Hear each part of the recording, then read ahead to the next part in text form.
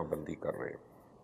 यहाँ तहरीक के बेशतर कारकुन रूपोश हो गए हैं। वहीं फैजाबाद में भी भारी नफरी तैनात कर दी गई है। मेरे साथ इस वक्त मौजूद है सैयद सरवर शाह सैफी साहब, अमीर जनूबी पंजाब हैं, TLP के रुकन शुरा हैं। जनाब शाह जी अस्सलाम वालेकुम।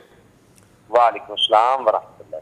शाह जी, अब तक TLP के कायदीन के खिलाफ कितनी FIRs दर्ज हो चुकी हैं और कितनी गिरफ्तारियां अमल में आ गई हैं? बिस्मिल्लाहिर्रहमानिर्रहीम। मुबशर भाई, सबसे पहले मैं आपका शुक्रिया अदा करता हूँ। समी इब्राहिम साहब, अपना दूसरे साथी, जिन्होंने इस कड़े वक्त में हुकूमत की इतनी सख्तियों के बावजूद हक की आवाज को आगे चलाया।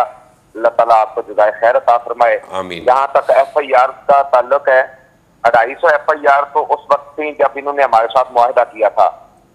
तो मेरे ख्याल में शायद इससे ज्यादा अब तक और FIR दी जा चुकी हैं। तो ये सूरत हाल है FIR के हवाले से। और मजीद भी आए दिन जो है FIR का सिलसिला ये जारी है और हर हफ्ते में तकरीबन हमारा कुछ 100-150 बंदा ये 4th शेड्यूल में डाल देते हैं। बावजूद इसके कि इन्होंने हमारे साथ मुआहदा किया हुआ था, सारे मामलात हमारे साथ सेटल थे और कहा था कि 3 दिन के अंदर आपके मुकम्मल मुआहदे पे अमल हो जाएगा। बजाय अमल करने के ये सख्तियों पे सख्तियां बढ़ाते जा रहे हैं। तो ये सूरत हाल है। तो हज़रत ये बताइएगा कि इस वक्त क्रैकडाउन कहाँ कहाँ हुआ है? हाँ जी, क्रैकडाउन कहाँ कहाँ हो रहा है?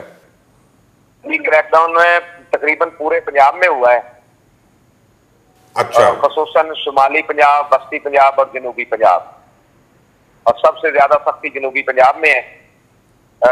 मेरे ख्याल में जिम्मेदारान का कोई ऐसा घर नहीं, जो यहाँ जिम्मेदारान मौजूद है मेरे समेत, कोई ऐसा घर नहीं है जहां पर पुलिस की गाड़ियां नहीं गई, जहां पे तोड़फोड़ नहीं की। और यहाँ तक के 8-8 साल के बच्चों को भी उठा लिया। एक जंग का साथी है, उनके खानदान के तकरीबन 25 अफराद को उठा लिया गया है। हमारे एक सैयद किबरिया शाह साहब हैं, उनका मेहमान आया हुआ था, ब्रादर इन लॉ, तो उनको उठा के ले गए हैं। तो ये कंडीशन है। हज़रत, आप लोगों के मुतालबात जो है उसमें सिर्फ साद रिजवी साहब की रिहाई है या कुछ और भी उसमें है? नहीं सर, हमारे मुतालबात वो हैं जिनका ऐलान शेख रशीद साहब ने किया था, वजीर दाखिला ने। जिस दिन मुज़ाकरात फाइनल मुज़ाकरात हुए थे ना, उस दिन जो उन्होंने ऐलान किया था ना, तो हमारे वो मुज़ाकरा अपना मुआहदा है। हम ये चाहते हैं कि हमारे उस मुआहदे पे मिन्नो अन अमल किया जाए, जिस तरह के जिसको सब ने बैठ कर तय किया था। तो अब कल आप लोग लॉन्ग मार्च कर रहे हैं, तो क्या उम्मीद कर सकते हैं? क्या आपके ख्याल में जब इतनी बड़े लेवल पे गिरफ्तारियां हो रही हैं, क्रैकडाउन हो रहे हैं, तो लॉन्ग मार्च हो सकेगा आपका? जी जी, इंशाल्लाह लॉन्ग मार्च के हवाले से हमारी भरपूर तैयारियां हैं जी। हमारे पास बहुत सारी स्ट्रेंथ अल्हम्दुलिल्लाह मौजूद है। फिर आगे जिस रास्ते से हमने जाना है, रास्ते में हमारी मुकम्मल तैयारियां मौजूद हैं और इस हवाले से कोई मसला नहीं है। इंशाल्लाह हमारा ऐसा लॉन्ग मार्च होगा कि चश्मे फलक ने ऐसा नजारा पहले जिंदगी में कभी नहीं देखा होगा जैसा हमारा इंशाल्लाह ये लॉन्ग मार्च होगा। तो हजरत ये बताएं कि फिर आप फैजाबाद चले जाएंगे या इस्लामाबाद चले जाएंगे, वहां पहुंच के क्या होगा? जी, ये जाएंगे तो फिर इंशाल्लाह हम रास्ते में फाइनल कर लेंगे। मजलिस शूरा भी साथ होगी, मजलिस आमला भी साथ होगी। फिर देखेंगे कि हमने वहाँ किस जगह पे ठहरना है, कहाँ जाके धरना देना है या अगला क्या प्रोग्राम है, ये इंशाल्लाह फिर हम रास्ते में फाइनल करेंगे। लेकिन मुझे मैं बड़ी दुख से पूछ रहा हूँ कि देखें, अगर हुकूमत काम को कुछ करती है तो लोग शहीद होते हैं, लोग करते हैं तो उनका नुकसान होता है। किसी से ये ख़त्म नहीं हो सकती चीज़? कितना इस तरह है कि हमने ये ख़त्म करने के लिए 6 माह सब्र किया है। हमें कहा गया था कि आप के तमाम मुतालबात माने जाएंगे, कालादम खत्म होगी, आपका 4th शेड्यूल खत्म होगा। तो आप अब अगर हुकूमत खत्म होगी, 4th शेड्यूल खत्म होगा, आपके तमाम जो हैं पर्चे इनका इखराज होगा और जो जो मामलात उधर अपना तय पाए थे और असेंबली में जो है बहस कराई जाएगी स्पीकर के हवाले से, तो हमने इस पे एग्री किया था सारी चीजों पर।